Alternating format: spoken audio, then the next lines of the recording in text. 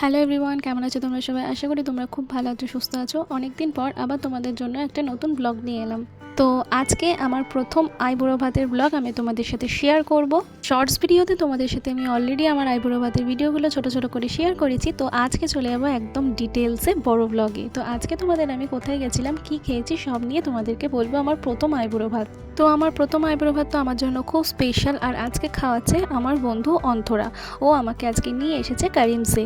যেহেতু আমি বিরিয়ানি খেতে ভালোবাসি, তাই জন্য আমাকে ও বিরিয়ানি খাওয়াতে নিয়ে এসেছে। তো প্রথমে অর্ডার করেছিল চিকেন টেংরি কাবাব। খেতে খুব দুর্দান্ত ছিল এটা। আর কারিমস তো অবশ্যই বিরিয়ানির জন্য খুব স্পেশাল, তো এখানে নিয়েছিল চিকেন বিরিয়ানি আর চিকেন টেংরি মশালা। খেতে খুব ভালো ছিল, আর বিরিয়ানি আমার খুবই ভালো লাগে, আমার তো দুর্দান্ত লেগেছিল। আর যেদিন আমাকে কারিমসে নিয়ে গেছিল বিরিয়ানি খাওয়াতে আমার প্রথম আইবুড়ো ভাতে, সেদিনটা ছিল দুর্গাপুজোর ষষ্ঠীর দিন।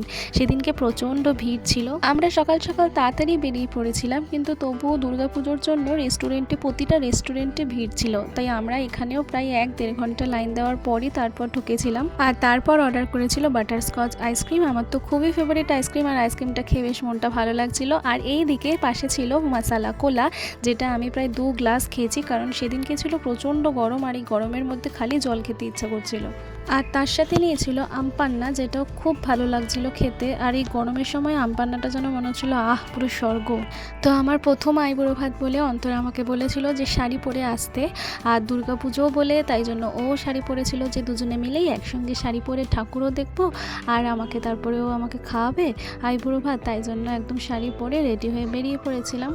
তো আমরা তো সকালবেলা বেরিয়েছিলাম, প্রায় 10টার মধ্যে বেরিয়ে গেছিলাম, যেহেতু ভিড় হবে বলে তাড়াতাড়ি বেরিয়েছিলাম। দুজনে মিলে ঠিক করেছিলাম যে যাব ওই হাতিবাগানের দিকে, মানে শ্যামবাজার, শোভাবাজার, ওই দিকটা, নর্থ কলকাতার দিকে। তো ওই দিকে কিছু ঠাকুর দেখে নিয়েছিলাম প্রথমে, তারপরে ঠাকুর দেখে নিয়ে 12টা-1টার দিকে চলে গেছিলাম কারিমসে। কিন্তু গিয়ে দেখি এতটাই ভিড়, তো অলরেডি আমাদের তো 1.5-2 ঘন্টা ওয়েট করতেই হয়েছে। তো আমরা আর ওয়েট করতে পারছিলাম না বলে আমরা তখন ওখানে বলে আমরা টেবিল শেয়ার করে ভিতরে ঢুকেছিলাম। তাই জন্য দেখুন আমরা দুজনেই এক পাশেই বসেছিলাম। তো কারিমসি বিরিয়ানি তো খুবই ভালো, তোমরা যারা খাওনি অবশ্যই গিয়ে দেখে আসতে পারো। তো তারপর আমরা বেরিয়ে গেছিলাম, গিয়ে কিছু আরও কয়েকটা প্যান্ডেল দেখছিলাম। আরও হ্যাঁ, আর একটা জিনিস মিস হয়ে গেছে, যেটা হচ্ছে অন্তরা আইবুড়ো ভাতে আমাকে একটা খুব সুন্দর চুড়িদার গিফট করেছে, যেটা আমাদের ভিডিও করা হয়নি, কিন্তু আমি লাস্টে তোমাদেরকে অবশ্যই ছবি শেয়ার করেছি, তো তোমরা কিন্তু দেখে নিও। তো আমার প্রথম আইবুড়ো ভাত তো খুব ভালোভাবে কাটলো। আর এরপরও আবার অনেক জায়গায় নিমন্ত্রণ আছে আইবুড়ো ভাতে, তো সেই সব জায়গাগুলো গিয়েও তোমাদেরকে আমি অবশ্যই ভিডিও শেয়ার করে দেখাবো। তো রইলো তোমাদের জন্য কিছু ছবি। আর আজকের মতো এখানেই ভিডিওটা শেষ করলাম। দেখা হবে আবার পরের ব্লগে খুব শিগগিরই।